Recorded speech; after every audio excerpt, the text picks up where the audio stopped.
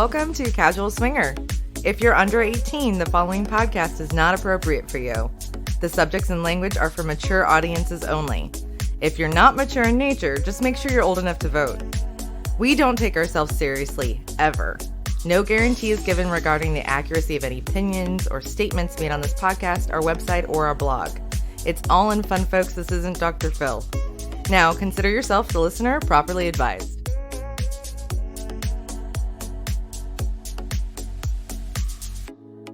Hey guys, you're listening to Casual Swinger. This is Mallory. I'm pretty sure I'm still Mickey. I'm glad we're on the same page here. I struggled with that last episode. Right on. Well, Cuckold and Cuck YOU, you guys. Well, I am the walrus. I was going to use that as like a game at the end, so we'll just have to like file that away now. Well, we got to find an Eggman. An Eggman? No, we're not even going to get into that bullshit today. Well, welcome to Cuck YOU, episode 18 of Casual Swinger. Can you believe we've done 18 of these fucking things already? Yes and no. I mean, it's like anything when you look back, you're like, wow, it goes by so fast. And then you're like, wow, that's a lot. I want to see the highlight reel of our sex tape, like of the last God knows how many years we've been together. Can you imagine what that highlight reel looks like? There'd be cum shot, cum shot, cum shot, cum shot. I think mine and yours would be totally different. You think so? Yeah. Because you just said cum shot, cum shot, cum shot. And I'm like, nope. Well, it's not sex if I don't cum, so. Oh, is that how you justify it? That's totally how I justify it. No, honey, I didn't have sex with her while you were gone. I never got off. It didn't happen. No, it doesn't count. All right. And semantics, everyone. And welcome to the world of semantics. So what's going on in our world lately, baby? A lot of travel. We're racking up some mileage here. Yeah, it's been interesting both for vanilla work and play. So I think everybody knows we travel at this point, right? Climate Swing was our last one where we went from the beaches of Jamaica to the butt-fuck cold of Iowa, and we're not done. You're in the tundra this week. Okay, so I got stuck in the bomb cyclone, right? the cyclone? How many bourbons have you had? 4-ish? I don't know. But the bomb, you did get stuck in the mountains. I did. What the fuck? How does it rain and be 50 degrees in the fucking morning, and by noon it's a whiteout fucking blizzard with hurricane force winds? Welcome to Denver, everybody. Shit. That's why weed is recreationally illegal. You have to be high to deal with the weather in Denver. Yeah. Actually, everyone was closed, so that didn't happen. But yeah, it was interesting. And then I'm off back to the Midwest this week. So while you guys are listening to this, I will be in a flyover state. Right? And I'll be with the cuckolded dog in his cone of shame. Oh, poor baby. He's so pathetic. Yeah. So your art for this week, for you guys, for this episode, is our dog who happens to be wearing a cone of shame because we cut his balls off this week. Yeah, he got fixed. He got neutered. And he's so sad. Well, I'd be sad too if you cut my balls off. Let's be honest. But he won't stop licking his dick and what used to be his balls, and he's got to stay in the cone. I know. My heart bleeds for him a little. Tell you what, I'd be the gayest guy in the history of gay guys if I could reach it, but I can't. Well, does that make you gay though? Because that would be like masturbating. It's mine. Yeah, it's like masturbating at that point. I don't know. I mean, not that I've tried recently, but I don't think I could. I mean, if I could eat it, I probably would, but I think that falls under masturbating. I need a human-sized waffle iron that I can just smash myself in. That's probably the best. Or maybe put a couch on fold you into? Yeah, it's the only way I'm going to get there. Okay, we've gone down a K-hole. Let's get back to what we're going to talk about today. So, cuckolding. Ooh. We talked to Cuckoldress. We did. We had an interview. And I was thoroughly fascinated and ding, light bulb went off. I think we've been fucking around with cucking and didn't even know it. See, I'm not sure about that one because there's so many stigmas. There's stigmas, right? And I think that's our reservation to really talking about this more in depth, which I'm sure you and I will offline. And that we did cover that quite a bit. There is a taboo. And we even talked about it in our segment today, which is WWJD. What would Jeff do? Fucking love that guy. And we talked about hotwiving and cucking, and so because he actually has some experience in the hotwife scene. Yeah. I mean, obviously he was in porn, and then he spent some time as a single guy in the lifestyle. Yeah. And I love talking to him in that respect, because if there was a demeanor in a single guy, he ultimately he's the epitome of it, right? He's always looking for the respect, regards to the husband or the boyfriend, the wife, the girlfriend, making sure everyone's on the same page. He's even forward thinking, like in the segment, he talks about positioning for photos and videography. Making sure the guy gets a good view, right? Of his balls slamming into his wife, right? So, but, it's funny. Porn doesn't paint a good picture of the cuck scene. No, it really doesn't in practice when we're talking about it. And that's why I thought we had to get Jeff in here to say, okay, yeah, we don't paint a good picture of this. But, I think that was kind of the point. That's what these producers are after. They want that domination, and that poor guy sitting there looking like a shriveled up little, I'm not happy, and she's over there doing it, and I can't do anything about it. I've always looked at professionally produced porn, right? Aside from the parodies, which I find just funny. Whether it's a play on Star Wars or Guardians of the Galaxy or whatever it is. Those are just fucking entertaining, except for the Pirates one.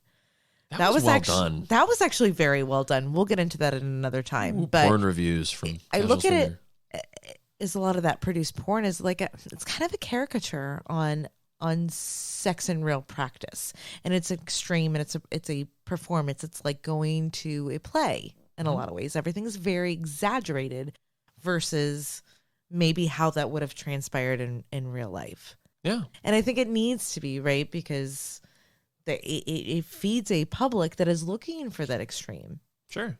Well, the number one search in porn is amateur. Right? Number one. That's number one. People look for amateur. Immature or immature? Well, amateur. But it's they want realism. You get two different things, I'm just saying. Well, if you spell it wrong, you get a different thing. No, if you spell I'm Google telling wrong, you get a different thing. Depending on where you position the E, right? You get two different searches. Let me tell you how discerning guys with their dick in their hand are. Okay. They don't care. You're the fucking grammar police. So I learned this on a fluke, and I was like, dude, two different subsets of amateur and amateur. Oh, you blame me for going down a hole. I did. You did, and then off you go. But, it's we talk about the number one search is amateur. The number two search, just for everybody's edification, cuckold. Number two search in terms of kinks on porn engines. So interesting, because I would have thought it was amateur plus anal. I would have thought it was lesbian. I would have thought it was something that, basically I look at anytime I search porn. Yeah, so basically your personal predilections is what you're talking about. Yeah, my preferences are pretty mainstream. Oh, very. I'm shaking my head no, everyone. They're not.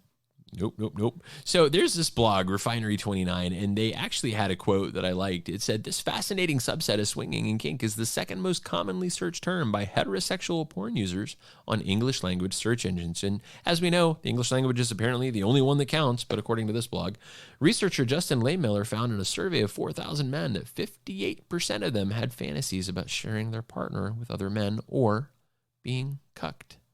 So that's a quote. We'll throw that in the show notes, but that's interesting. So is it automatically cucking?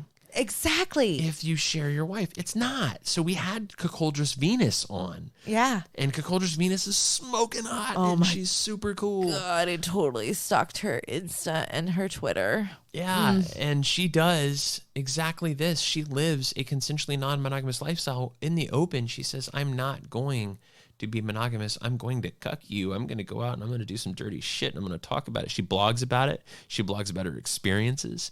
And she's unapologetically a cuckoldress, meaning a woman that participates in the cuckolding lifestyle. So I made a list of some marks of a hotwife versus some marks of a cuck or a cuckoldress relationship that show what some of the differences are. I like cuckoldress much better than cucker, I think. Yeah, mother cucker, father cucker. Joe cucker. So what is a hotwife? A hotwife has sex with guys, right? And the guy is monogamous. The guy is only with her. But a hotwife, it's funny because I think we've done the hotwifing thing, right? because and we are not monogamous. We're both consensually non-monogamous, but there have been instances where you've gone up, trotted off, and done your own thing, and that doesn't make me a cuck by the porn standards by any measure, right? No. I wasn't sitting in the corner with my dick in a cage. No, and there's no denial involved. I think that's where that's that gray area. Right. So they talk about it later. Yeah. Take some pictures, some video. It's hot, yeah. right? And maybe we're not talking about an exchange of power that's very bidirectional in a hot wife scenario, right? Where, maybe, you're like, yeah, I'll be back later. I'm going to go have some fun. And you're like, cool, I'm going to go to the pool. I'm going to go to the bar. I'm going to do this. I'm going to mow the lawn. Right? Do whatever. But I would say that in a hot wife scenario, the male's a little more dominant. The male, not dominant over the female, just a more dominant personality. And maybe it's just as simple as you going out and getting your groove on, right? I mean, maybe. It's because traditionally, cuckolding is the guy is, he's been completely stripped of his power and his dominance. Yeah, like in porn. Oh, absolutely, in porn. And in fact, I think I'm going to go do some research. Yeah. Because I want to say that I'm guilty. I've searched it on, the websites that we frequently use for, digital pornography. Yeah. And that's kind of my first moment of exposure to cucking or cuckolding was definitely online and watching a porn. Because I'd never seen the word written or spoken of before. And with that came a stereotype, right? Yeah, I think there are some stereotypes that come out of it. But in the real world, the marks of a cuck relationship are not, him sitting in the corner with a cock cage on. It's more like he's helping her prepare for the event, right? Maybe shaving her legs or picking out her outfit or maybe getting the hotel room or planning their dinner. I mean, that's more of a cuck scenario in the real world. He's a little more submissive. Maybe it crosses over into BDSM, right? Maybe, there's that power exchange. Yeah, like he's tied up or... Yeah, there's a power exchange. That makes it more cuckolding. And our Cuckoldress Venus talks more about this in this interview. You guys are going to hear in a little bit about that kind of exchange of control. But I do think it's a misnomer to suggest that cuckolding means humiliation. I don't think that's fair. No, I have to agree, especially after talking to Venus. I mean, it could be part of it. And I think Jeff made some good points in the last segment of the show about it. Maybe like graying over or crossing over into like a BDSM or a subdom role. Yeah. I would have to know more to really like put a vote in. But again, then we're siloing and compartmentalizing and then giving labels out there. But right. I think it's interesting to know the different dynamics. So first of all, how in control is a cuckoldress? In control. All right, animal. In control. No drum. No. So how in control is a cuckoldress? I think she's very in control. The highlight of the interview was how Venus wants to spend her wedding night. Oh my I'm not going to spoil it. Oh. Wow. Like home fucking run. Right. I'm like, wow, I think I fucked up on our wedding night. Like, top that. I don't think you can. I don't think anyone can. That's just amazing. So when you guys listen to this interview, think about how she wants to spend her wedding night and think about how in control she is, which is just crazy. But why did we bring you a cuckoldress? Why are we talking about hotwifing in cuckolding? And also, why was I turned on by a cuckoldress? Yeah, that is maybe because you kind of want to be one. Maybe a lottle. I think she just turned me on. Yeah, well, she was pretty I think cool. That's where it starts. And her laugh was infectious too. So Very I think you guys much are going to dig this. But here on Casual Swinger, we represent all of the lifestyle, not just part of it. Right? We really do get into every aspect of the lifestyle. Whether we participate in it or not, we're going to cover it. So we're going to have, folks on here that talk about things that, maybe push boundaries a little bit. So if this isn't your thing, we apologize, but maybe listen and maybe you'll find out that it's got more in common with your thing than you think it does. Yeah. Different strokes for different folks, sure. right? And kind of taking the stereotype or scary out of the taboo. Ooh, taking the boo out of taboo. Ooh, I like it. We can do that in October. That'll be our October episode, taking the boo out of your taboo. I love it. I'm hilarious. Right, nobody steal that shit from us. That's happening. But last but not least, exploring kinks is fun. It is. It is. It's cool. And, you'll let me put it in your butt. That's a kink. Every once in a while. There you go. Ladies and gentlemen, this is the interview with Cuckoldress Venus, where she tells us a little bit more about what it means to be a cuckoldress, more about the cuckolding lifestyle, and of course, more about hotwifing, which is, the wife going out and having a little bit of fun. We think this was a cool interview. We think you guys are going to enjoy it, and we'll be back right after this. You've been listening to Casual Swinger.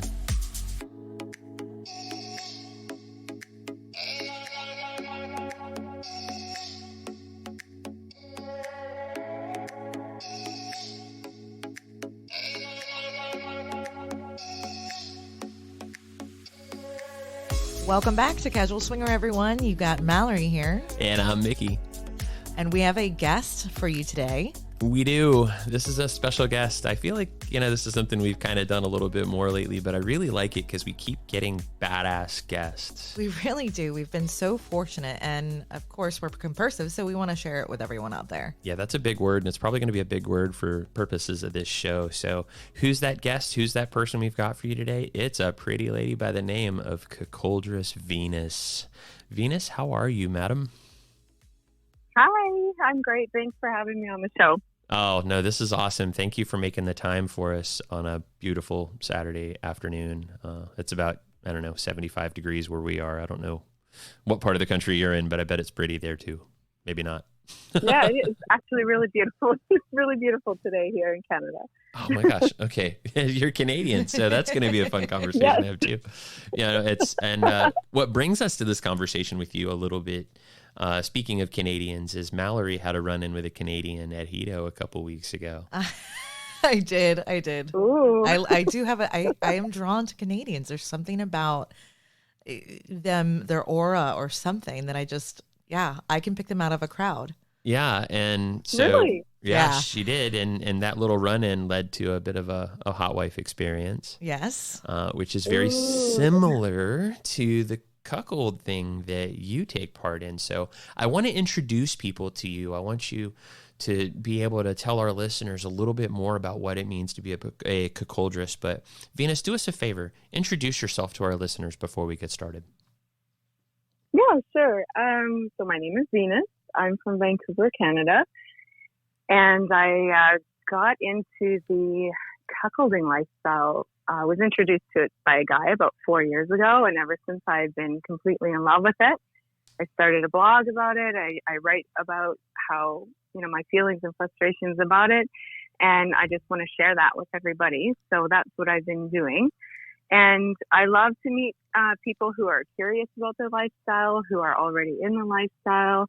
And I love to meet couples who are in successful relationships like this. So it makes me, excited to meet these kind of people. And I'm passionate about it.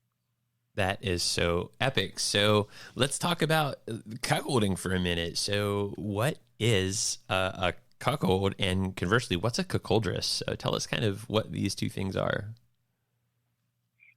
Okay, so it has to do with non-monogamy, obviously, but it's very one-sided. So in a cuckolding relationship, the man is totally faithful to his wife or girlfriend, and she is definitely not sexually faithful. She's open about it, and he prefers it that way. She prefers it that way. He really likes that dynamic, and so does she. They kind of feed off of each other in that way. So it seems kind of very unfair to some people who don't understand it, but really it's mutually beneficial to both of them. So that's what cuckolding is. And with cuckolding, there is some sort of power imbalance where there's always some form of sexual denial involved. That can be just very, very subtle, or it can be extreme. So there's like a really wide spectrum there. And so to be a cuckoldress, you really kind of have to be into that part of it. And a lot of women aren't naturally like that at first, but they sort of, almost all of them tend to sort of gravitate towards that and feeling really comfortable in that role. Fascinating. Now I'm going to speak from like the stereotype, right? Before we were in the lifestyle, you know, the term cucking or cuckolding was kind of viewed as a negative term, almost like slanderous when you're referring to a couple or a guy. So, and as I'm learning, you know, many guys find it, you know, or had found it as a negative term. Do you feel it's negative, like out there in the wild? Or the perception of it? There's definitely, the perception is definitely that a cuckold is someone who is like a doormat. He's treated, you know, with disrespect, and he's weak, and he's not masculine, and he's something to be pitied. And unfortunately, I feel like mainstream porn kind of feeds into that and portrays this lifestyle as that, which is really unfortunate because it's just completely, it's wrong, and it's not accurate to the most part at all. So that makes it really difficult because I'm trying to sort of make people understand that actually that's not it at all. Yeah. And so there's a lot of teaching that has to go on, and that's okay. That's, absolutely. Yeah. And if you're getting your education on sex from porn, there's a whole nother level of conversation you should be having outside of that. What do you mean she doesn't want me to spit in her mouth? So, yeah, I mean, as a guy, I think I have seen a lot of people, you know, talk about cucking or cuckolding as a negative thing. And there's a lot of other terms, maybe they get used as synonyms for cucking, like hotwifing, for example. Mm-hmm. Except cucking maybe includes some humiliation, especially in porn. You know, tying the guy up and mocking him, saying his is so much bigger, blah, blah, that sort of thing. That's definitely a porn thing, not a real life thing. So tell me, are there other terms that go hand in hand with this? And the main one that comes to mind, hotwifing, how's that different? Yeah, I mean, for me, my definition of hotwifing is, I mean, there's a lot of overlap, and so there's some confusion as to, you know, what's cuckolding, what's hotwifing, how are they different? And I find that hotwifing is, he's faithful, she's not. However, there is no sort of power imbalance. There's a very equal power dynamic there. So it's, you know, it could be the husband or boyfriend who's deciding who she sleeps with or what she does and when she does it. Or whereas in cuckolding, it's all about her. She's the one who's in charge. She's the one who's calling the shots. And she's the one who will tease and deny him. So with cuckolding, it literally is all about her needs that come first. Whereas hotwifing, it's the two of them together. They have a very robust sex life as it is. There's no denial. It's just that he enjoys seeing her with other guys. Gotcha. Because I've always kind of seen, looking deeper into this, you know, it's like comparing a square and a rectangle, right? A square is a rectangle, but a rectangle isn't a square, right? And I've always kind of thought that maybe hotwifing is like the gateway into cucking. Have you seen that? Yeah, it is. Yeah, okay. Yeah, absolutely. Great, it's a gateway drug. We're so fucked. So now that, you know, we're up to speed, we appreciate that our listeners are up to speed on the differentiators. Can you tell me what a cuckoldress is? And let's talk about your role. Yes, let's get dirty on Venus. So I like it. He's so full of himself. A cuckoldress. So basically, for me, my idea of a woman who really enjoys being a cuckoldress is someone who has an insatiable sexual appetite, for sure, and really kind of embraces that role of a slut. And I use that word as a term of endearment and something to be proud of. Yeah, and really enjoys that and has no shame in that. So that's, I mean, if you feel kind of like this shame about sleeping with other guys and stuff like that, then is it probably not going to feel comfortable in the role of a cuckoldress. But you have to really also separate in your life the men that are in your life. So your husband or boyfriend is the one who gives you love and affection and is your everyday life partner, and you're going to be with them until the end of time. Whereas these guys who you're sleeping with is simply just for sex. And so there has to be that clear separation there. And if there isn't, then that can be really tricky. And that's when you get things happening like the wife is leaving her husband for this guy that she sleeps with. And I think there's always a risk of that happening where she'll fall in love with someone else. But I think it's the same risk that's in swinging or even just a regular monogamous marriage. So you have to have that kind of separation of roles in your life. So each guy has his own kind of, gives you a little bit of what you need in your life. And you have to be okay with that. So, and a cuckold, just like I said, you have to be kind of comfortable, or at least be willing to learn to get comfortable in that role of being somewhat dominant to your partner. And that can be like, people, when I say that, people, or especially women, automatically think about like collars and leashes and like whips and like right. spankings and stuff. Yeah. Like that ass. no, it's not. That's not what I'm talking about. Although if you want to go there, go for it. But I'm just talking about the little subtle kind of teasing that you would give to your partner, like sending him pictures with cute little quotes or something like that while he's at work, or sending him a video, like a little tease of a video when he's at home looking after the kids or whatever. Like, it's all of these fun little things that you do as a cuckoldress that you wouldn't necessarily do as a hot wife. So you have to be comfortable with that. It's a bit of an art form, and you kind of learn as you go. I love it. It's definitely, it's all about empowerment in many ways. And yeah, I'm fascinated over here. I'm getting excited. This sounds fun. Yeah. Like, sign me up. I see myself having like major like questions over here now. Like, where are you? What do you mean you'll tell me later? Oh shit. All right. I guess I'm just going to go over here and sit in the corner and touch myself. It's what they do in porn. Well, it sounds, in the same rights, it sounds very symbiotic, right? Because the part of cucking is the guy, he's a willing participant. Oh yeah, in he's this, getting off on it, which is awesome. He's getting off on it, exactly. Well, and like anything else in the lifestyle, this is kind of why we wanted to do this show. This isn't different than swinging or 3 ways or 4 ways or 6 ways, right? Everybody, as long as it's about us, right? Everyone in any relationship should be doing things that are mutually beneficial, that benefit the relationship and benefit each other. And if he gets off on you getting yours, by all means, rock on. Like, have a good time. Right? You know, and especially... Go ahead. I was just going to say, I feel like most people, when they think about cuckolding, especially and hotwifing, they feel like it's so one-sided. It's all about her sexual experience. When I'm like, no, actually, that's not true.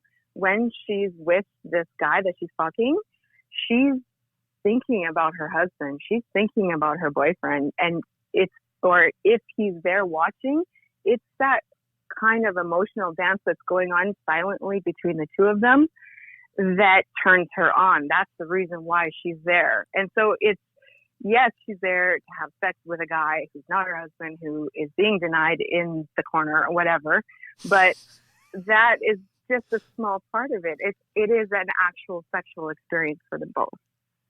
You know, I kind of feel like we've been cucking a little bit without even realizing it, because with what you just said, the things that I'm doing with another man, I'm already thinking ahead and thinking about my husband and what that's going to be like and what I'm going to tell him about when we reconnect. So interesting. Yes.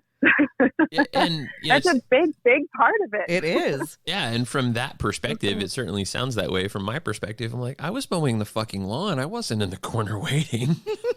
I mean, but I guess everybody self-soothes in their own way. I mean, me, I'm like, yeah, fuck this grass. It's going down. It looks great. But, you know, so, you know, as far as being a cuckoldress, you said you've been doing this like 4 years. So how did you get started? Yeah. Like, Yes. Origin tell us story. about that relationship. Tell us, you know, about the radioactive spider that bit Venus and made her a cuck queen. So tell us what happened. I think I've naturally been a cuckoldress my whole life. But it was like, I honestly did not know that this kind of relationship existed. And so I thought, I am never going to find something that I truly want, because no guy will ever sign up for this. That's what I thought in my mind. And that's part of the reason why I am hoping to reach more women out there, because I want them to know this does exist. You can have your cake and eat it too. You can be so-called selfish and be in an incredibly happy and loving relationship. So I started out, funny enough, in the swinging community about a little over 10 years ago. And I was in that community. I was so drawn to that community because there are so many, I found everybody to be a fantastic person, just kind and generous and non-judgmental. And especially as a woman, that's so important, to be able to explore your sexuality in a community of people who are not going to judge you. And so I did that. I spent lots of time and many experiences and over many years doing all sorts of really fun, amazing things, like just incredible, threesomes, foursomes, like orgies, like everything. I did it all, and I loved it, and it was great. But more, please, more. Like everything, I've done it. But and that was, for me, that was amazing. And I honestly wish that every woman in her lifetime gets at least one opportunity to really let themselves go like that in a safe environment, because that's priceless, I feel like. And but I found like dating in that lifestyle to be a challenge, because I wanted to be able to do whatever I wanted, whenever I wanted, with whoever I wanted. And I found that any guys that I dated wanted to have a lot of rules, boundaries, and limits, which is understandable. In swinging, there's always this, there's always rules, boundaries, and limits. With couples, it's just the way it is. And so I struggled with that, because I just didn't want that. And I felt guilty for it, because I thought, that's so selfish. Like, you're never going to find a guy who's just going to not be jealous for you to do whatever you want with whoever you want. And so I felt kind of sad about it. And then all of a sudden, I matched with this guy on Tinder, and on my Tinder profile, I said, I have no intention of being monogamous, so you have to be okay with that. And that's all it said on there. And I guess he saw that, and he thought, oh, maybe this girl would be, interested in cuckolding. We got along really well. We clicked right away. And then he slowly just started asking more and more about, me being with other people. And I just assumed that he, just got turned on by it or whatever. I had no idea what a cuck was. I had no idea what cuckolding was, or hotwifing, never heard of it. I think I'd heard of it once, the term of once in my life. Didn't really understand it. And, but the more that we talked about it, holy shit, I was just like, are you serious? This is what you want? You love this? Like, oh my God, this is so perfect for me. Like, I hit the jackpot. I couldn't believe it. I was so happy. Victory is mine. All the sevens lined up, right? Lights went off. Yes. Yeah. And I felt like for the first time in my life, I could literally just be me, and someone totally 100% loved me just for that. And I was like, wow, this is incredible. So he introduced me to cuckolding. And unfortunately, that didn't last. It was a long-distance relationship. It had a lot of challenges around that. So after that ended, I was just on a mission to find something like that again. So that's how it all started for me. So I got a question for you, and this is kind of like off the rails a little bit here. So you went ahead and you put that out, the non-monogamy, right, on your Tinder profile. Yeah. And after this first relationship, is that something you consistently do? Do you also include like that you're looking for a cuck style relationship, or like how do you do that? We have quite a few friends that are single, and I'm speaking from the female perspective, that are struggling with announcing that to the people they're dating, or prior to the people they're dating. So can you kind of tell me what that looks like and what you do? That actually was a listener question. That was a listener question. Yeah, we got a listener question where they said, I'm struggling as a non-monogamous female to have this conversation. Mm-hmm. We've been waiting for the right person to ask this question, and you just stumbled into our lives. You really did. I love this question. Yeah, I was so happy to answer it for you. Okay, so obviously it's really important, I feel like, to bring it up right away with just anybody, because I subscribe to the idea that to live your best, most fulfilled life, you need to find someone who fits you in every aspect of your life, including your sex life. So to fall in love with someone is great, and it's fabulous if they work with, they get along well with everyone in your life. It's fabulous. But if they don't meet what you need sexually, then it's just not going to work out. So for me, I bring it up right away. In fact, on my Tinder profile, I actually say in one part of it, I'm looking for a cuckold relationship. And then after that sentence, I said, yes, you heard that right, or you read that right. It really is a beautiful relationship dynamic. So I make sure I put that in there, and surprisingly, it doesn't scare off a lot of people. Well, and you're in a lot of ways you're taking the veil away, right? You're just putting yourself out there because transparency equals trust in a lot of ways, right? And if you're just up front from the get-go, you're weeding out a lot of wasted time and energy on both sides. So I love that advice. Yeah. And so personally, I don't feel that there's any shame in this kind of relationship, and I shouldn't be embarrassed or shameful for wanting this or enjoying this. So maybe I'm unique in that way, but I don't feel embarrassed to talk to people about it. And the way I talk to them about it is in a very normal way. I don't approach it as if it's something strange or that they might be shocked. I'm like, hey, this is what I really like, and it's awesome. Let me tell you how amazing it is. It's really beautiful and it's incredible. It's not what you think it is. And so when I approach it like that to people, they are usually at least curious to learn more. It might not be for them, and I acknowledge that right away. Look, it's probably not going to be for you, but So it sounds to me. Acknowledge. Yeah, it sounds to me like maybe confidence plays a big part in this, right? So confidence in two areas, right? First of all, confidence in yourself that this is what you want, and that you're willing, maybe, and have the confidence to say this relationship isn't right for me because I need this, I want this. And so if I do tell you the truth about this, and I'm honest, and I say this is who I am, this relationship may end because I'm looking for this, right? That's a confidence. That's a major leap of faith for some people, and maybe that's what our listener was trying to say, is that this leap of faith that I have to take, that this person may not go for it, that scares me. But I don't think there's any way around that, is there, Venus? Like, I mean, you have to be confident in yourself and confident that that's what you want. Yeah, and tackle that fear of not being accepted by everyone, right? Or having, different wants and needs in your life. Yeah, it's so true. And a lot of people will go, I think, for a long time with living in the cut closet, I call it. So they're locked in the cut closet. I love that. So they're a little too scared to come out, and it's terrifying. And what if this person hates me for it? What if they disrespect me because of it, or whatever? There's always what if.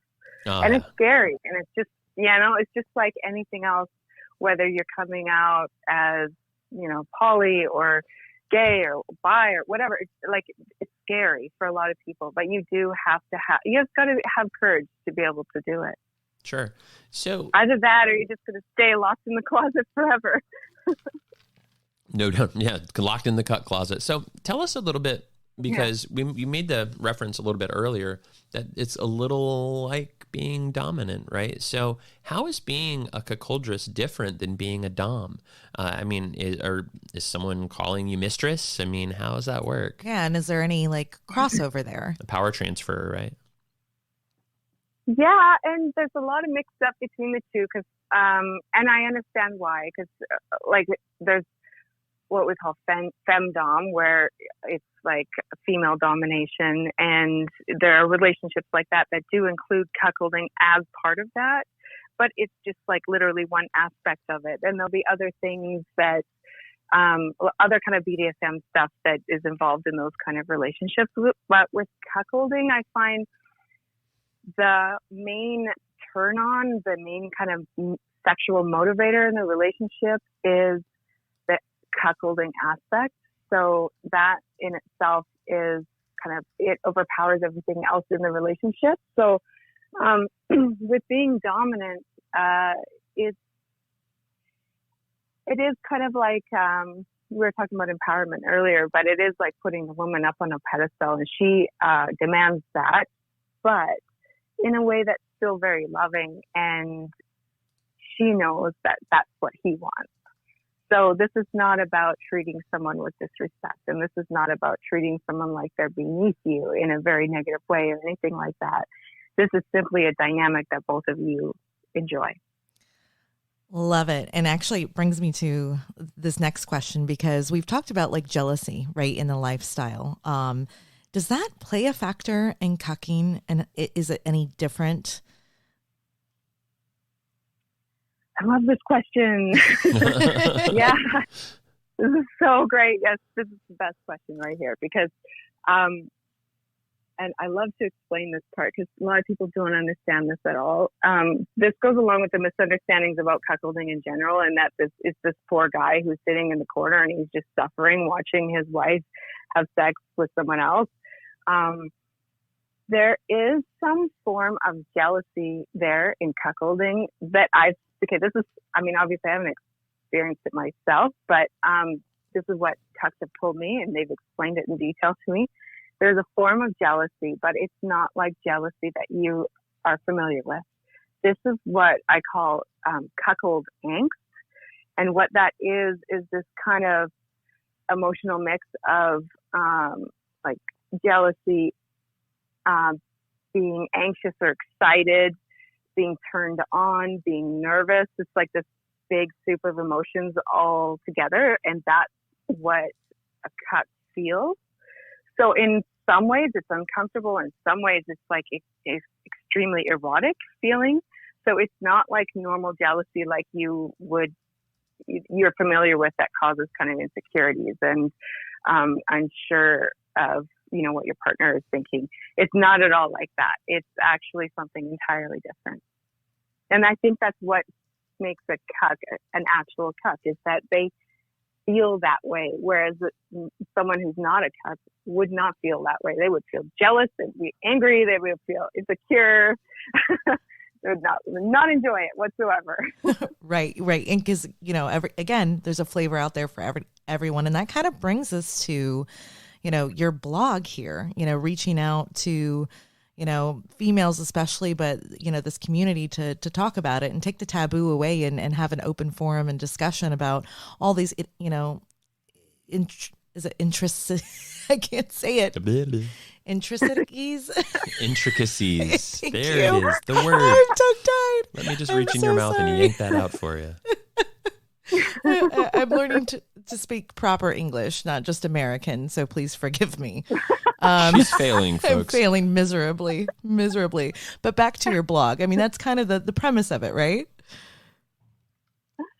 Yeah, absolutely. I mean, when I first sat down to write my very first post, I'd never written a blog before. I had no idea what I was doing. And I honestly didn't think anybody was going to read it. I still don't know how people found it, but I just wanted to be able to let other women hopefully learn about this amazing thing that I had found, because I had no idea it existed. And it's not like I was living in a hole somewhere. I was in the swinging community here in Vancouver, and I thought, well, shit, if I didn't know about it, there's probably a lot of other women that don't know about it either. So that was my motivation, and still is. Yeah. And so with your blog, obviously people find you and they're like, oh, I have so many questions. So they probably email you, right? I imagine your social media is pretty busy, not just your Twitter. What's the first and most common question that prospective cucks or cuckoldresses have? Right. So are they wives that are messaging you, husbands that are messaging you? And is it different? Do they ask the same question? It's 95% men who are reaching out to me. And it's usually one of the same 50 questions that I get. But the most common question that I get is, how do I get my girlfriend or wife into this? So with cuckolding and hotwifing, it's very uncommon to have someone like myself who's looking for a relationship to start out this way. Most cuck and hotwifing couples get into it after they've already been, in a relationship together for some time or started out in swinging or whatever. So it's usually one partner that brings it up to the other, and 9 times out of 10, it's the guy who brings it up that he actually really wants this, but he's scared, or he brought it up and it didn't go well, or he brought it up and she's ignoring him, or whatever. So this is the most common question that I get is, how do I get my girlfriend or wife into this? And if I knew the answer to that, I would be a millionaire, I'm pretty sure, because it seems like everybody wants to know. People would pay. Well, I think, honestly, as casual swinger, that's probably the most common question we get too. We get, how do I get my wife into swinging? How do I get my wife to do this? Or how do I get my husband to do this? And very rarely is it a woman that asks that question. But the next question I would have is, and this is, not something we've discussed, but why is it that we feel like we have to get our significant other to do anything? Shouldn't we just be honest about what we want and what we're feeling and what we're thinking, and then ask them how that makes them feel, right? Because you don't know and you're scared. Fear, uncertainty, and doubt play a role in everything we do in relationships, because you're always afraid that maybe that person isn't going to view what you said positively. But if it's who you are, you have to have confidence, right? And say, I'm interested in this. What do you think? I think that's how that conversation has to go. In order for it to be successful, you can't say, I want you to, I need you to be, you're not, because that immediately makes the other person feel like they're not good enough, that they've been doing something wrong, that you need something that isn't them. What do you think, Mallory? I have to agree with you, because what you're doing is projecting at that point and saying, this is who I am and this is my mold, and you may not fit into it, so I need you to. Communication's an art form, and a lot of people are scared of it. And it's driven by our own insecurities. Will they not accept me because I feel this way? Will they judge me because I feel this way?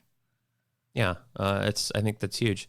When you have those conversations, Venus, how do you approach it? Do you just tell them, good fucking luck, or do you have an answer for them? No, I try to get some information about the background of what's going on in the relationship a little bit, and then depending on that, I'll give them some advice. But it's just I wish I could help them more. I wish there was something more that I could do other than just ask. Maybe she would like to read my blog. Maybe she would like to hear what it's like from a woman's perspective. And please don't let her go and watch any porn that's out there, because that'll just freak her right out. The porn is going to fuck you over. If only the hot pizza guy would fuck me every time we got it delivered. Right? I had a plumber over and he fixed the fucking sink. What kind of plumber fixes the sink? Yeah. So don't let her watch any of that shit, because it's just horrible. Well, with cuckolding anyway.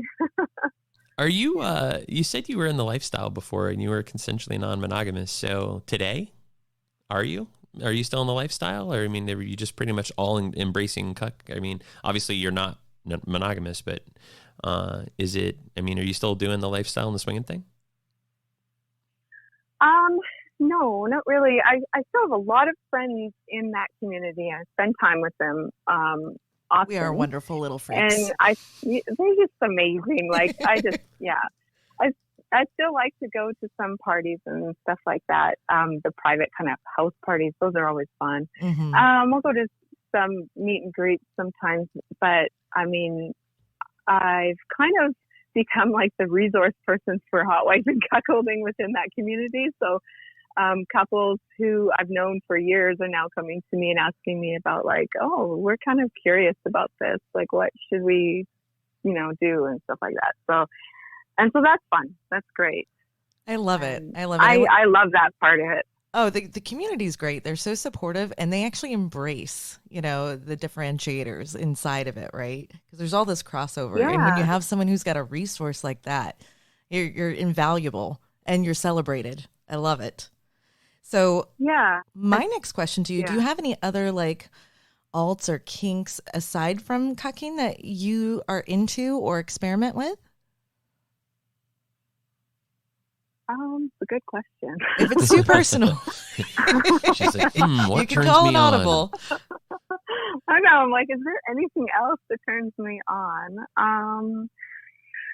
I do like chastity, and that kind of fits into more of the femdom kind of world. And that's where like a guy wears a little cage that's over top of his cock, and it's like locked up like that. You know, it took me a very long time to figure out. Yeah, it took me a very long time to figure out exactly what that was all about. I had no idea. And so a good friend of mine, I met him, and he told me all about it. And after that, I was quite curious about it, and then learned to love it over time. And so that it's just a nice form of sexual denial, a nice little tool that you can use for that. It seems really harsh, and it freaks out a lot of guys. They're like, hell no. I can imagine. And it's so funny. It's like the knee-jerk reaction from every guy is just like, oh, God, no, I could never. I think that's a reaction to just about anything, like anything but my penis. Oh, no. Yes. Nobody puts baby in a corner. All right? No. Nobody, did you just call it baby? Baby arm, maybe. No, my name for mine is the Bald Avenger. So mature. Everybody's got a name. We do this thing at Hito when we throw parties down there. I jump in the pool and go around and make people. The game is called Make Me Laugh, and I ask people, her name for his penis, and so I go around the pool and ask that, and people give me all kinds of crazy names, but nobody's ever like the Bald Avenger's mine. So. But yeah, I do like chastity. I don't know that there's a lot else that I really like. My biggest fantasy that I have not accomplished that I'm waiting to accomplish is gangbang. But I'm waiting to do that on my wedding night. Like that's going to be epic. Wow. So yeah. Well, you just took it up a level right there. Right. There's definitely a pro game to cuckoldressing in your. I love it. It's actually a pretty common fantasy, and some, couples who have been married for a long time, they decide to sort of renew their vows, and they do it on that night. But for me, I'm definitely saving it for that one night. I've done all sorts of groups with lots of couples and stuff like that, but I've never done just myself and a group of guys. So that I'm like, I can't wait. That's going to be so great. I've got it all kind of somewhat planned out in my mind. That's so badass. So it is badass. Got a plan in your head, tell us, what's that guy look like, your perfect partner, right? So, and what are the traits of a perfect partner? What's the guy that can land a cuckoldress and have her go, by the way, you're the guy I want to get gangbanged on our wedding night too, right? So, how does that conversation start? What's that guy look like? You know what? I don't know why I didn't bring this up sooner, but this point is so important. With cuckolding and even hotwifing, I think I guess I didn't bring it up because it seems obvious, but I do need to point it out that this kind of dynamic only works with two people who are in a loving, committed, long-term relationship. And it doesn't work with somebody who's just casually dating or your friend or someone who you found who wants to try it with you. It's like that shit does not work. It's basically just role playing a scenario. Mm-hmm. And for hotwifing and cuckolding, for that kind of incredible high to happen, that kind of euphoric rush that happens when you are cuckolding the person you love, that is so intense and it's so bonding between the two of you. For that to happen, you have to literally be crazy about that person. And so that's the part of this kind of relationship that makes it so addictive. And a lot of people will say that it's addictive, is because when you experience that with someone you love, it is incredible. It's literally all you think about for days after you feel high. Like you feel like on cloud nine. You're like, oh my God, this is incredible. That's why I love this kind of relationship so much. But like, it's so hard to find because you have to really be in love with that person. So you ask me what this guy looks like. I mean, shit, I don't know. I gotta find like my life partner. That's hard enough as it is to find someone who you connect with on that level, but then bring in the fact that they have to be totally down for this kind of lifestyle, you're like, oh my God, it's so hard. Many layers, but at least you've identified what that person looks like. You Right, know, yeah. there's a lot of people that just have that general schematic, and it takes them, multiple tries to find that person. And where is that in the profile, right? Like, must like watching me get gangbanged, or like watching me have sex, or hearing about it, and also does fucking dishes. Yeah, legit. I'm looking at you, Mickey. Don't look at me. I did the dishes, like some of them. You're a terrible housewife, but I still love you. Oh, I suck at housewifing. I'm much better at hotwifing than I am housewifing. Yeah, you make a great hotwife, shit housewife. So not domesticated, I still pee in the corner. That's a good thing, though, okay? Right on. So I think the last question I have for you, and this is a little personal, but what is or was the best experience you've had in the cuckoldress in the lifestyle? Oh, tell us a story. Yeah, story time. Best experience. Oh, okay. That was with my first cuck boyfriend, the one who I met on Tinder. It was my first cuckolding experience. He wasn't there in person, but I had set up this hotel meet with this black guy, and I was going to let him listen in on the phone. And I was really nervous about it at first because I'd never done that before. And I had no idea what to expect. And so I let him listen to me on the phone. And it was a bit unexpected, but the guy that I was fucking, I guess he'd been more comfortable in that role than I was, or more experienced than I was, because he started getting me to say certain things, and there was this kind of verbal dialogue that was going on that was like insanely fucking hot. And of course, my boyfriend listening on the phone was just getting off like crazy. And That's it was awesome. Just like, oh my fucking God. It was so, for me, that experience is burned into my brain because it was so intense because of the reason that he was listening. And I was very much getting turned on by the fact that he was getting turned on, and this kind of dialogue that was going on. And I like, oh God, no, I can't even talk about it because Are you it's getting so hot. Yeah, I was gonna say it still gets your motor running. I love that you were able to have that experience with a partner who led you and who was totally on board. Like, let's get nasty and make this worth your while and his while. Yes. So that's it. Kind of shocked me a little. fantastic. Somebody's breaking out the magic wand after right? this. Yeah, it's hot in here. Anyway, Yeah. Yep. I'm just gonna drink my coffee now and calm down. Oh, afterwards, like just like him and I talking about it afterwards, and he said to me, he said those words, "I feel like I trust you more now than ever," and that's exactly what that moment was. In that moment, it was so bonding between us. It was just such this emotional connection between us, even though he wasn't there. And after that, I was hooked, like, completely. So that, in all the experiences I've had since then, that was the most impactful one for me, because it was like a light bulb moment. It changed me forever. Wow. So as a person that's done this sort of thing a lot, let's talk advice from the Cuckoldress for a minute, right? Do you have any advice for somebody who's having a first-time experience? And from the woman's perspective, how would you recommend they deal with the nerves, right? Because the first time you're stepping out, maybe you are a lifestyle, but maybe you're used to playing together, maybe you're used to same room, and now this is a very different experience from an emotional perspective, from a trust perspective. How do you recommend dealing with those nerves, and how do you recommend dealing with it? And do you have any advice for guys who are dealing with maybe their wife doing that sort of thing, and they're maybe at home waiting or in another room? That's the first time is just like jumping into a pool that you're not sure if there's water in it or not. I like that analogy. There's definitely pitfalls.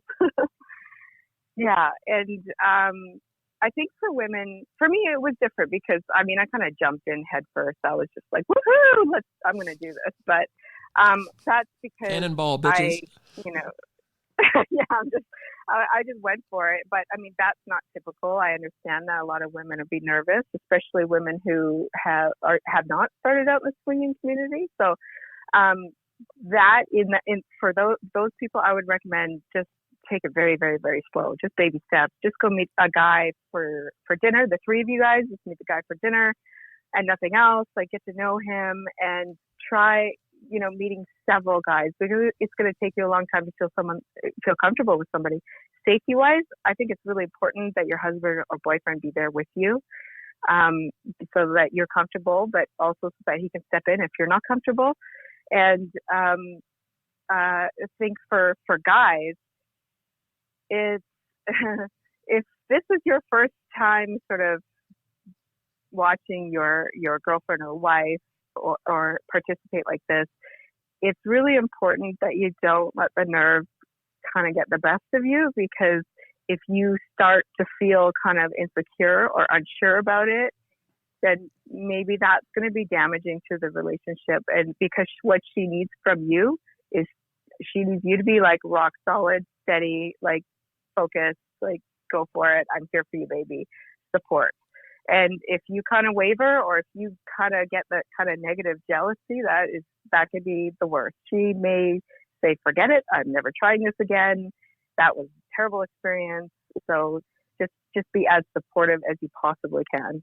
Yeah. And that's definitely, and that's got to be a challenge with the wave of emotions, especially for first timers. But I think you're right. It's essential to take pause and discuss it, but try not to react in the moment. It's never good to react immediately when you're overwhelmed with emotion, because you can't dissect all that information at one time.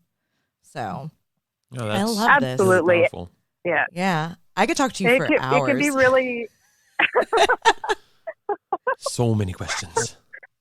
So much fun.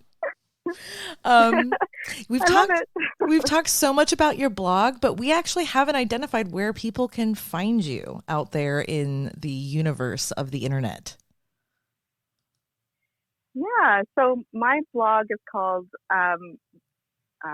VenusCuckoldress.com, and so that's where I've been writing for the last 4 years. And then I'm also quite active on Twitter, and my Twitter handle is at Cuckoldress V.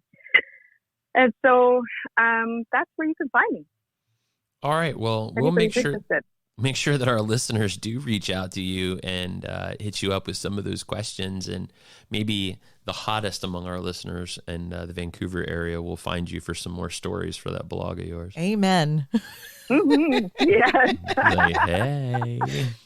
Well, Venus, I want to thank you from the bottom of our hearts. You've told us some pretty cool stories over the last 48 minutes, which means we're 3 minutes over our normal interview. It goes quick. It really does.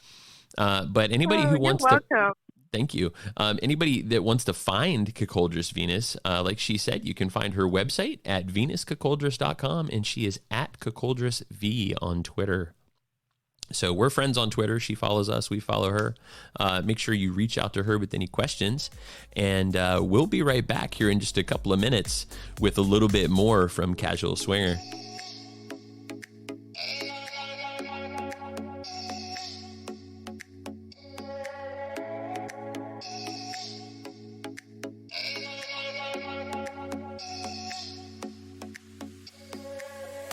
Welcome back to Casual Swinger, everybody. This is Mickey. I'm Mallory. And this is one of our favorite segments we get to do. You guys asked for it. You emailed us. You messaged us. Those of you that have our numbers texted us. You guys clamored to us on Twitter. You said, more Jeff James. So today we have for you WWJD, What Would Jeff Do? Our friend, Jeff James. How you doing, Jeff? Thank you, guys. No, we're doing really great. Doing awesome, having a great time and a great year so far. So I am so glad to be here. So thank you for having us on your show again. Hell yeah. Thank you for joining us.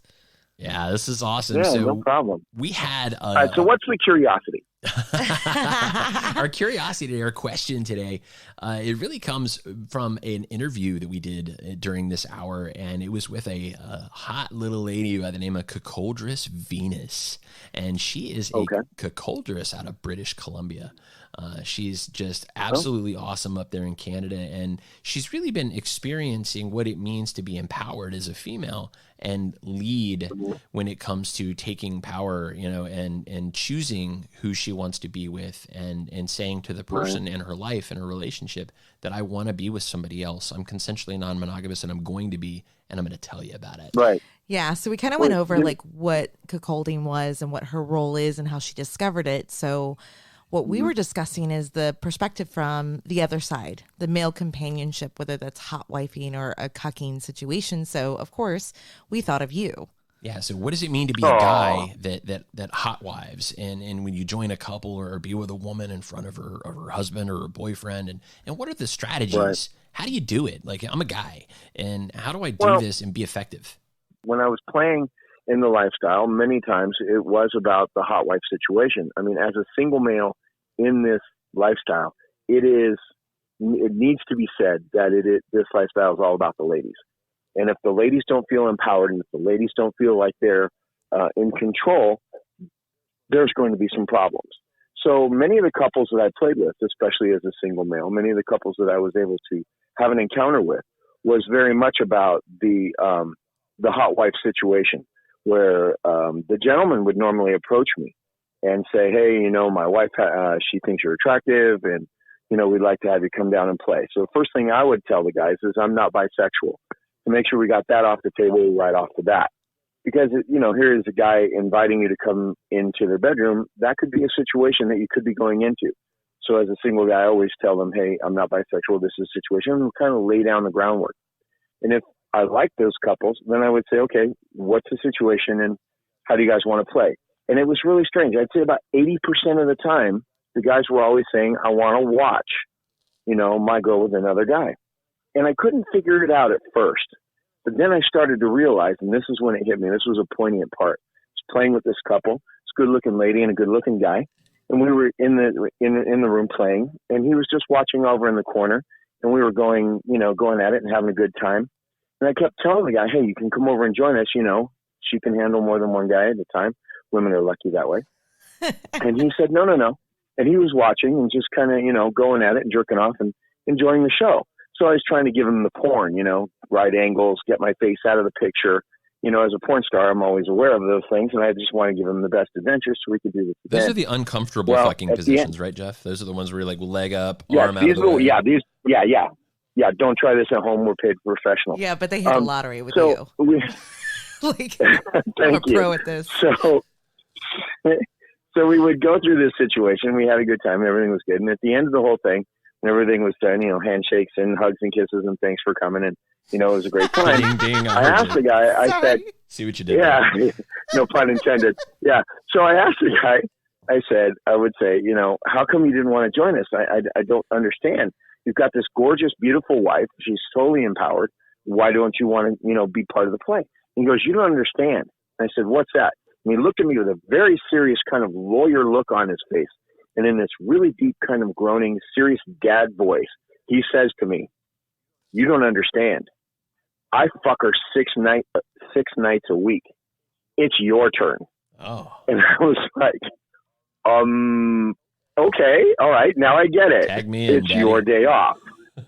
Yeah, it's your day off. So it was like his way of saying, you know, I don't want to do this. I just want to be the voyeur that, well, all guys are. And I mean, let's face it, to watch porn, live porn, with the most beautiful girl in the world, yours, right? The girl that's in your life, the lady that's in your life, and to be able to sit back and not have to worry about the performance and just watch the ecstasy of her having a sexual encounter with somebody is, to a guy who we are very voyeuristic, is like the ultimate perfect situation. I don't have to do anything. I can do something if I want to. It's like all the pressure is off, and here's this beautiful woman in front of you, and you're giving her this present of being able to be sexual with this other person. I mean, if you stop and think about the plus side of it, it's a great gift, you know? And so I can see the attraction of a married couple having the guy sit back and watch his girl with another guy. You know, and it's definitely something that has a lot of attraction, especially to people that have been in the lifestyle for a long time. Yeah. So the hot wife thing, totally get it. Totally get it. You commented on a couple of things. You said that, you know, you gave him a good angle, right? Because he was watching.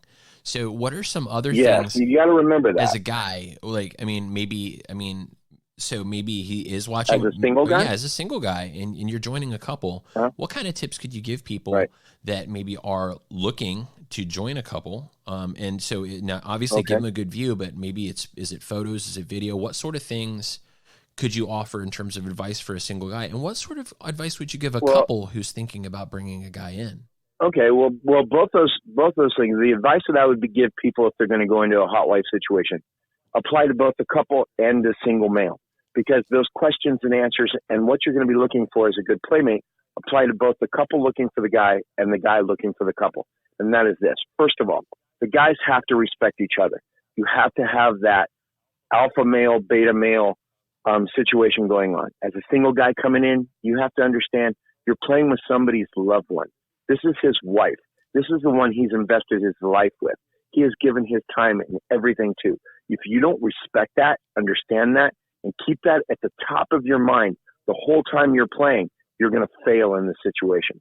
As a couple, you need to find a guy who understands he's the toy. He's the beta. He is not part of your relationship. He is not going to be part of your relationship.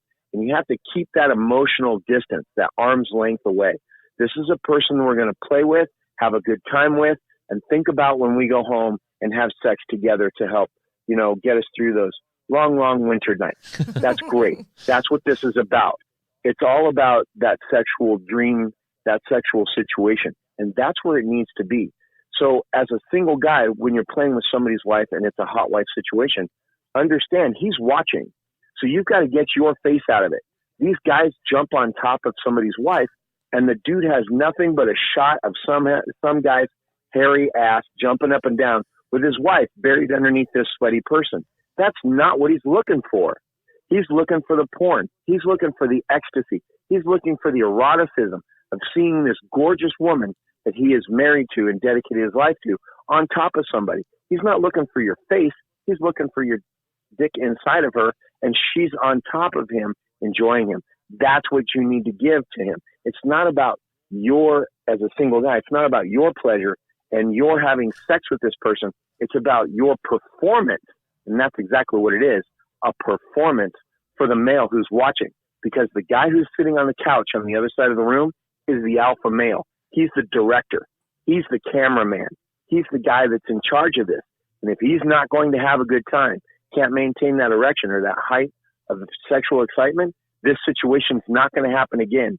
And as a single man, here's the other thing you have to remind yourself about.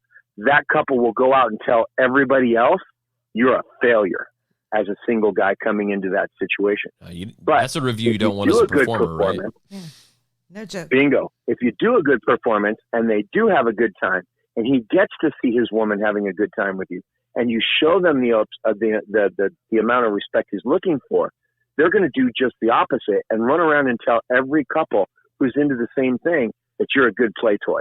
And as a single guy in this lifestyle, that is the ultimate compliment. Well, I think he touched on something that's super important. You said the word a couple of times. You said the word respect. And I think as a couple who is looking to bring a guy in, right? Or as a guy who's looking to join a couple, respecting the boundaries of their relationship is super important. And you said this guy's a play toy.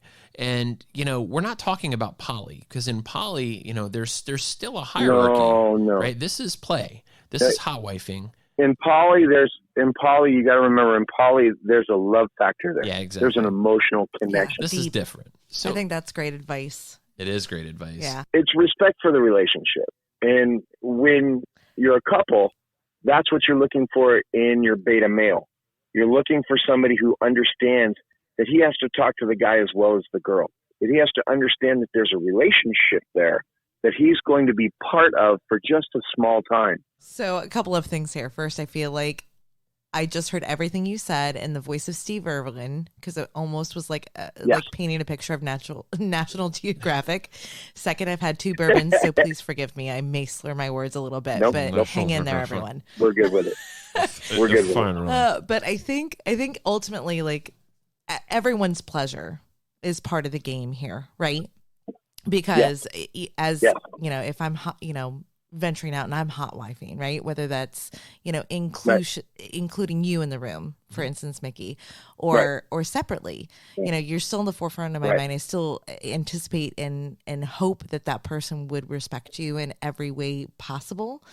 But the goal for me is in that moment for him and I to have pleasurable, outcomes, right? Yes. To reach climax on both ends, and then to bring that home and have that part of our experience after the fact. Yes, if you will. I had a couple once, and I had played with them several times, and this lady had come to me and said, my husband's out of town. It's his sexual situation, and he wants you to come over and do this and play with me, and then we'll talk about it later. I said, that sounds great. That's awesome. Next thing out of my mouth was, have him call me and we'll set it up. So you wanted to make sure you were playing in the green there. I need to hear it. I need to hear it from him.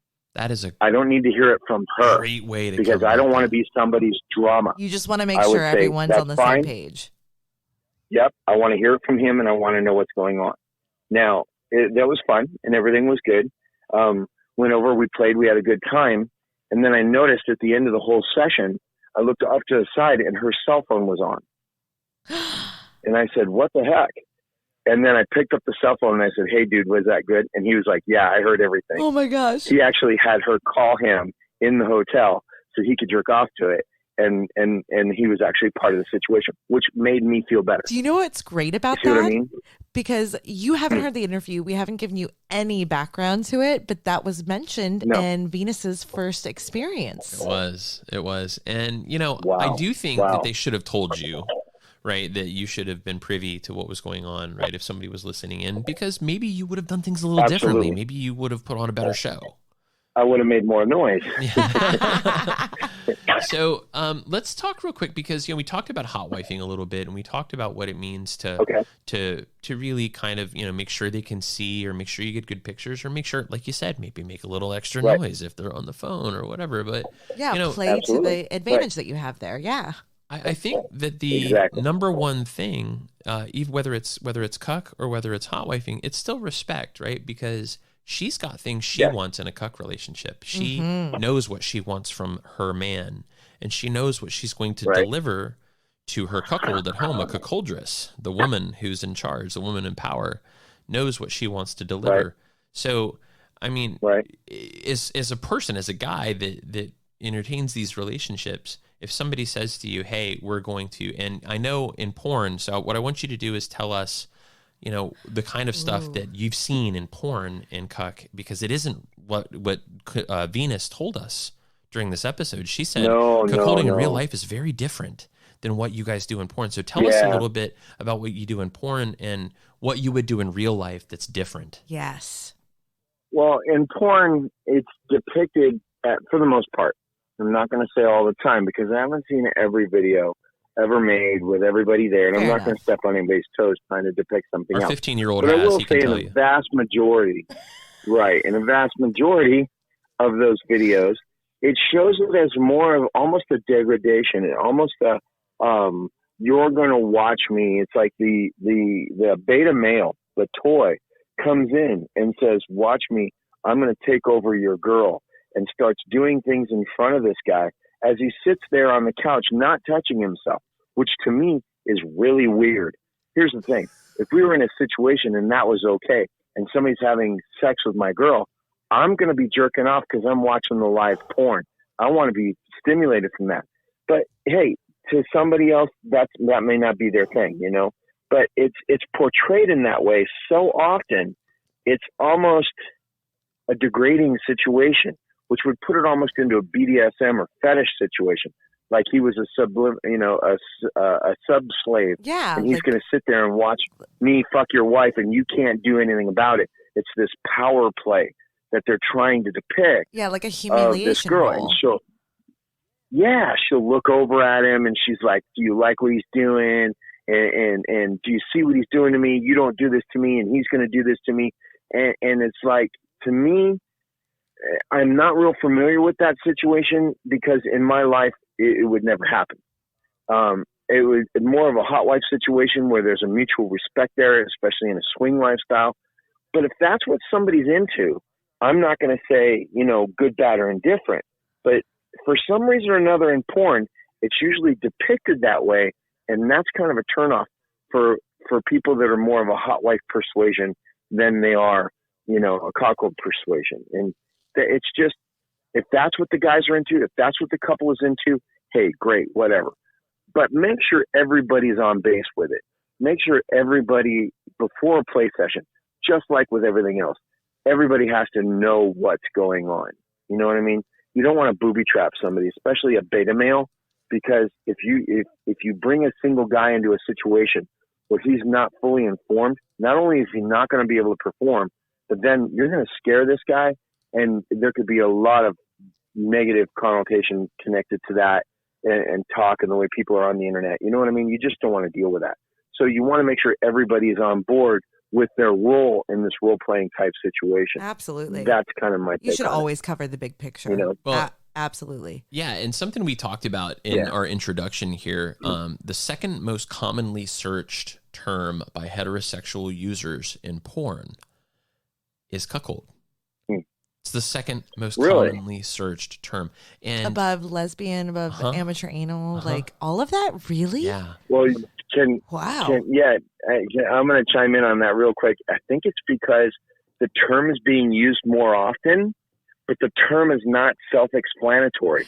Everybody knows what a lesbian is. Everybody knows what a three-way is. Everybody knows what anal is.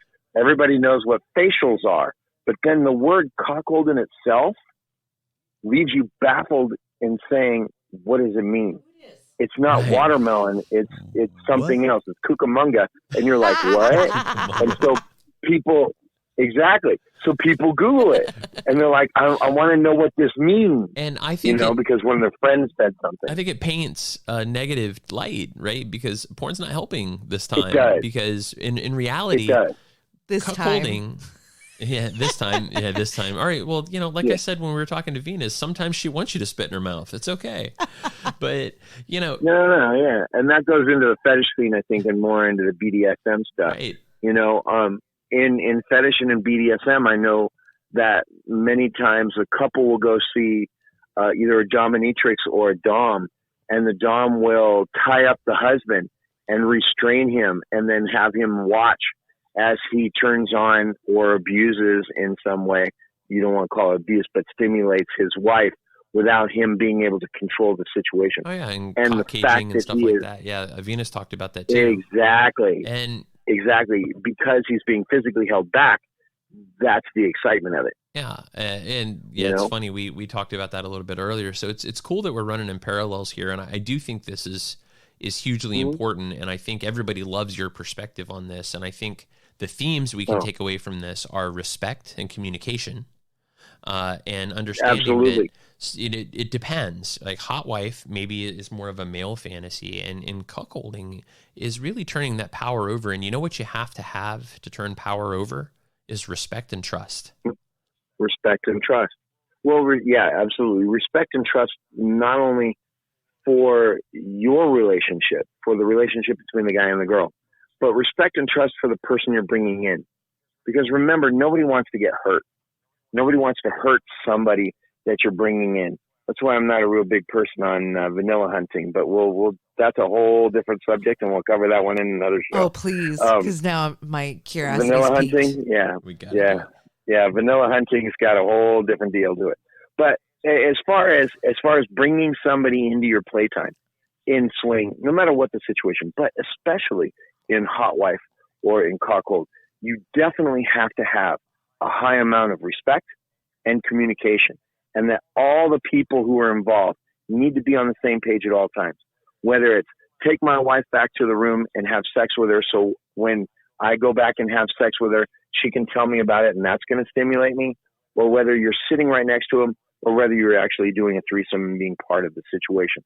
No matter what the situation, if there isn't a high amount of respect for the relationship, and if there isn't a high amount of communication between you, it's never going to work.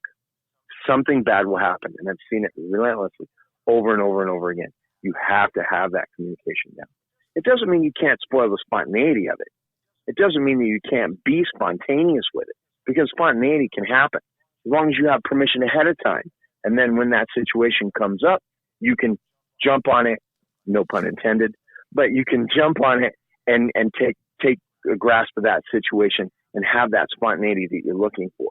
But knowing that you already have a previous agreement between the people who are involved that this is going to happen.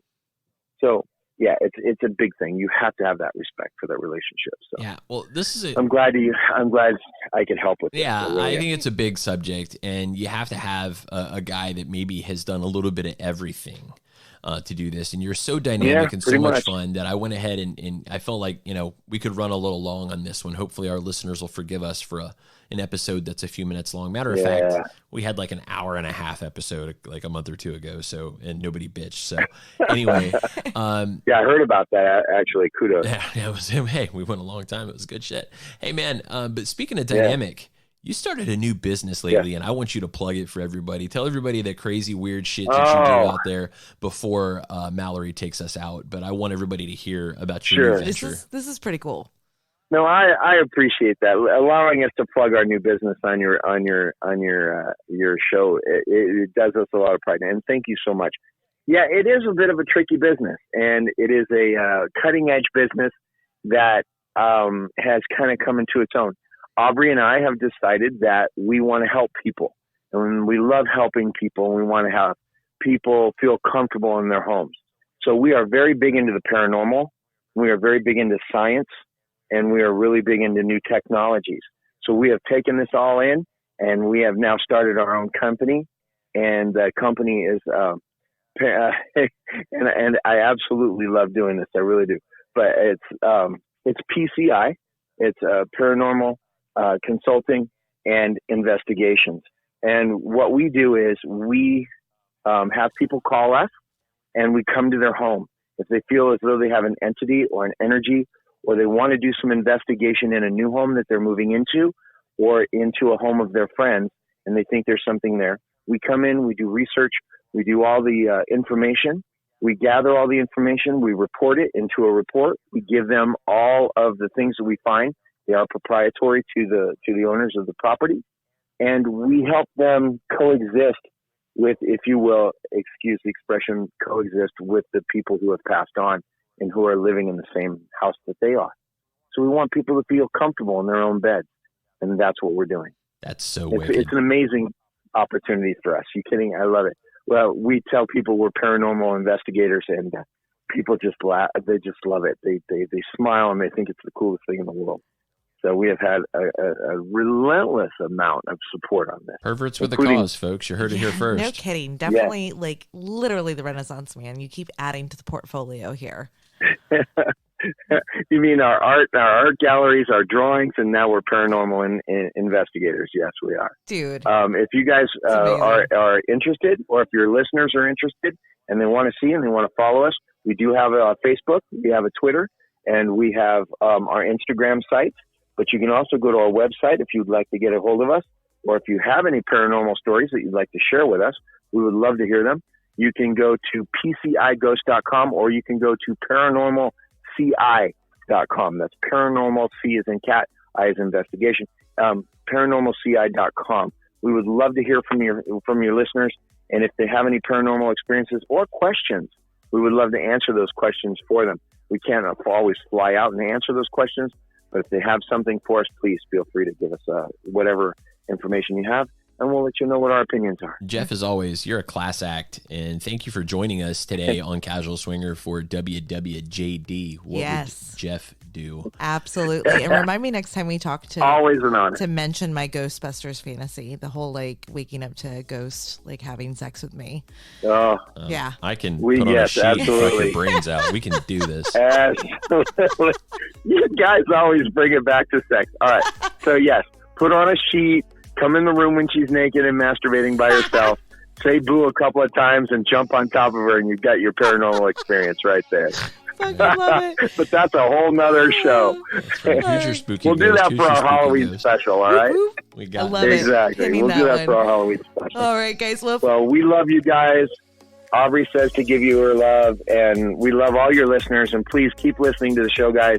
Tell your friends about it, and we look forward to getting those answers. awesome. Thank you so much, Jeff. And to our listeners out there, you can find us as Casual Swinger everywhere. That's SDC Cassidy, SLS, Twitter, and Instagram. Thanks again, Jeff. Thanks, everyone, for listening. This is Mallory. I'm out.